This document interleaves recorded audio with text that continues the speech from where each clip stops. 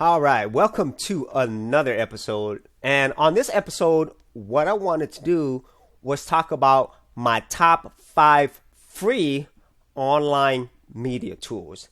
Now, if you've never done anything on the internet before, specifically creating websites, be sure to check out a video that I did below that has step-by-step instructions on how you could create your very first WordPress website. So, with that being said, if you are going to be creating websites or creating YouTube videos, or you're going to be doing stuff on social media like posting pictures or so forth on Facebook, Instagram, or whatever, no matter what it is, you're going to need to use some type of media on the internet. Okay, and what I mean by media is primarily images, videos, and audio. Now, if you're first starting out, you probably definitely want to do it on a budget. For most people, if they've never ever done it before, okay? And a lot of times, these media tools can be very, very expensive, especially if you're new to it all. And so I'm gonna go walk you through my top 5 favorites and why, I think that you would definitely want to start there before going over to any of the more professional and paid tools. So my very first website that I want to talk about is Pixabay.com. Okay, now the reason why you want to come here is you need images. Most people, when they think about media, the very first thing they think about is pictures. And so you want very, very high quality, beautiful pictures. And there is no better site than Pixabay. There are literally thousands of websites that actually has images, especially like for free ones. It's very hard to find very high quality images that are also royalty free, meaning that you don't have to pay for it, and also that doesn't have any like copyright restrictions or attributions. This website takes care of all of that for you, so all you have to do is come here and just download the pictures that you like. So for example, I'm here in Pixabay.com. Let's go ahead and look for beaches. And what I really, really love about this website is the quality of the pictures. I mean, some of these are absolutely amazing, as you can see here. And these are all amazingly done by a community of people all around the world, some of whom are definitely professionals, but I just cannot believe that they're providing this for free. Okay, so enough of that. So let's, for example, let's say, oh, we like this beach picture right here, right? Or let's just say this one right here. Let's just take this one, okay? So you like this picture. All you have to do is click on it. And, down here, they also show related images. These are all on Pixabay. All you have to do is click on this free download. And what's great is you get to choose from different resolutions. Say I wanted to download this one. When you click on this download button, it's going to come up with the captcha. All you have to do is type in that number, and boom, you could download the file. Easy peasy, done. Now, if you wanted to download the large original version, you will have to sign up for an account. Okay, so once you've created your free Pixabay account and you log in, what you'll notice is whenever you do the download option, you could actually download the full size original. All you have to do is click on download. But the difference is here, it won't show that captcha, okay, which is nice. And also, there's also an option where you could donate some money to these people who are doing this for free. So you could do this through PayPal, which I definitely do recommend, as all of these people are providing really high quality stuff for us for free. And also, when you do have an account, another option that you'll have is you'll be able to upload your own files that you can share within the communities. Now, there are many other things that you could do here as well, but I do recommend that you do sign up for a free account on Pixabay, because it's nice to have these options available for you if you needed them. The second site that I recommend is a site called Pixlr. Okay, and what is Pixlr? Well, whenever you're downloading all these beautiful images from Pixabay, at times, and especially if you start doing this more and more, you might want to edit those images. And a lot of times when people are thinking about editing images, they think about very professional tools like Photoshop, and Photoshop's not cheap, and it's very expensive. And so if you're just barely starting out, you don't need a tool like that. what I recommend is Pixlr. There are countless other photo editing tools, but this is by far the best tool I've ever used for an online tool. There is another tool that's not online. It's called GIMP, which is an excellent tool. However, for most people, the learning curve is very high on that. Okay, so I might talk about that in a later episode. But Pixlr, all you have to do is go to the site pixlr.com. Now, they do have the editor, which is like the full feature editor, and they also have a new Express one. And they also do offer this on a mobile app as well. And also, you could also download a desktop app. But for most people, I would just recommend going to the Pixlr site and you launching the web app. And when you launch the web app, you come up with something like this. And what's great about this tool is I just imported this image, which we just downloaded a second ago. All I did was just do open image.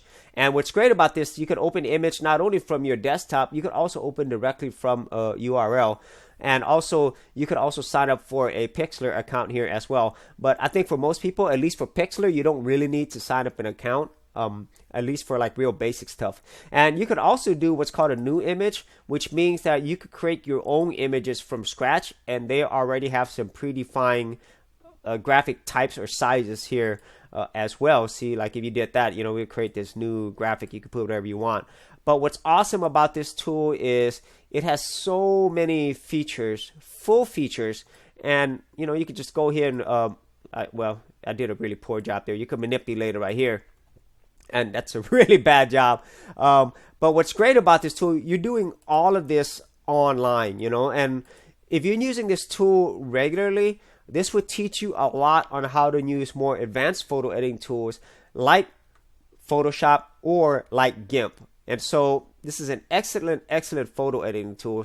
And if you saw a little bit earlier, they have a new tool called Pixlr Express. And this is for people who just want to do something really quick. Like for all the people who are posting things on Instagram, maybe even like Snapchat. I don't know how many people actually just load up images on Snapchat, but you're able to add very simple things like filters or touching up your pictures, which I think is excellent. So that option is fairly new. Okay, now going on, let's go ahead and talk about my third favorite online tool. Okay, now as you probably saw with Pixlr, you do have to have some basics in terms of design. And it is going to be a learning process. There's no doubt about that. But with my third favorite free online tool, you could be a very basic designer, but look like you are a pro, a professional designer. And this site is called Canva.com. Now, what this site allows you to do is create a lot of really high quality designs for so many different types. And if you're going to be doing anything on the internet, there is a 100% chance you're going to be doing something related to any one of these categories. Okay, and for most people, most people are not designers. I'm not a designer, but pretty much everybody wants to look as professional as possible. Now, for this particular website, you really do need to sign up for a free account in order to use the features that it has. And I'm going to go ahead and get into that as soon as I sign in. Okay, so once you've created a Canva account and you log in, you see that you have all these options available for design as you're scrolling down. And there are so many options here. And you just basically choose the type of design that you want.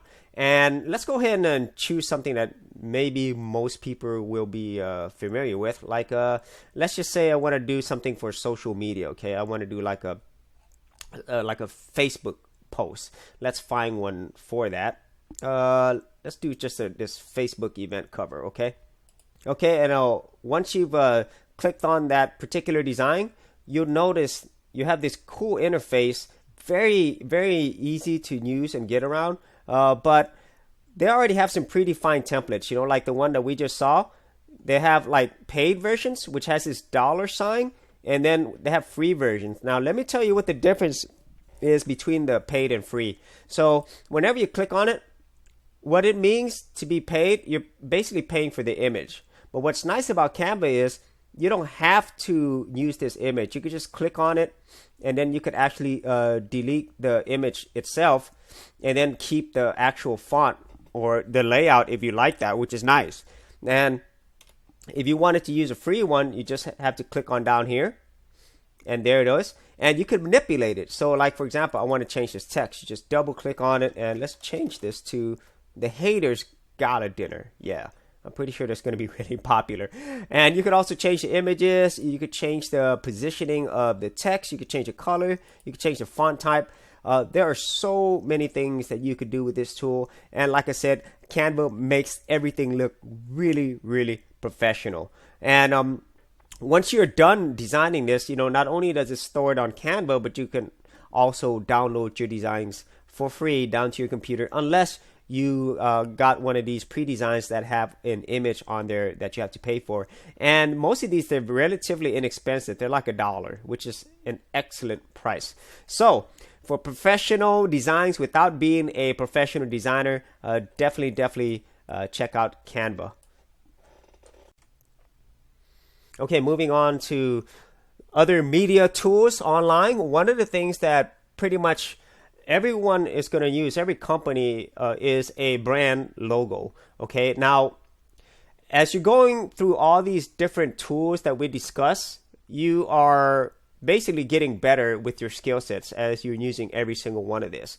And by the time you get to this particular tool, this is called Logo Maker without AE, you should have maybe a lot more familiarity in designing your own logos, because once again, the principles of every single one of these are very similar. I mean, specifically the editing tools, like the Pixlr and Canva. So if you use these regularly, along with, downloading pictures and stuff, you have a lot better understanding of how to use this tool. So on this tool, you could actually create your own logo. So that there was a default base one there, but you could look something up. Let's just say cars, okay? And you could choose any one of these predefined tools, predefined graphics, okay? So let's choose this one right here. And with this one, you could also add, text. So let's just add this one here. I love cars. And you can also change things such as like the color and so forth, okay? So you could change that, and bam, there you go. That's a horrible color. It didn't show up really well.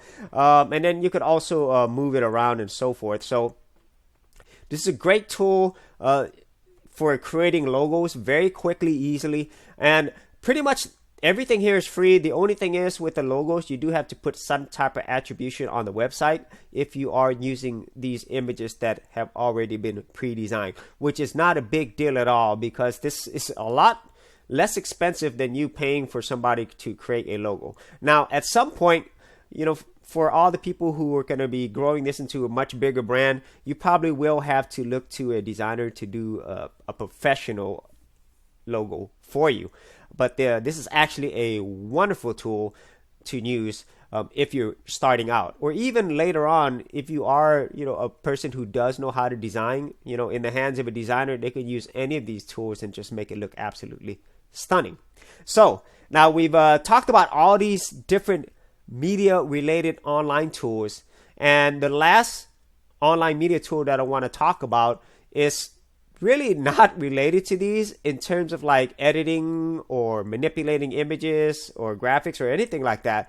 What it is it's a place for you to easily store all these images, these graphics and so forth that you've created, and also to actually put it in a place that is secure and is also very shareable. And what I'm talking about is Google Drive.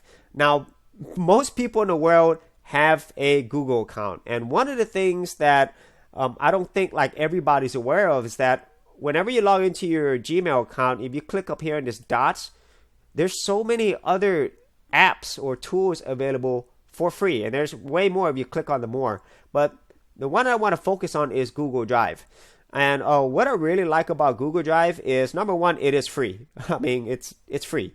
And you get like 15 gigs of storage right off the bat, which is a lot for most people. And here, it's just an online storage, so it's very easy for you to just go here and upload a folder or a file from your computer, which is really nice. And like I said, everything here, it's stored online. And as long as you have a good internet connection, this is a really, really easy way for you to store like your files securely, because it is Google. So the chances of somebody hacking into your site, unless you have a really poor password, is pretty hard. And so they do have a lot of security measures here, so you can feel safe knowing that it's there.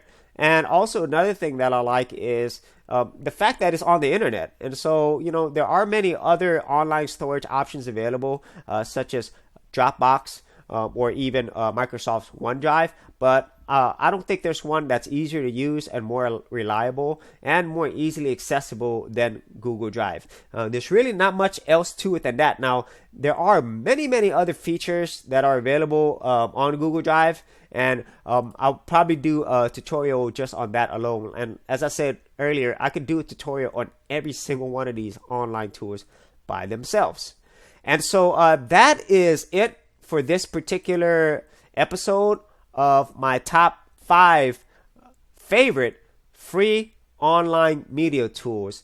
Now, if you had any of your own suggestions for free online media tools that you like, be sure to leave those comments and ideas below. And as always, if you do like these episodes, be sure to subscribe, and we'll see you on another episode.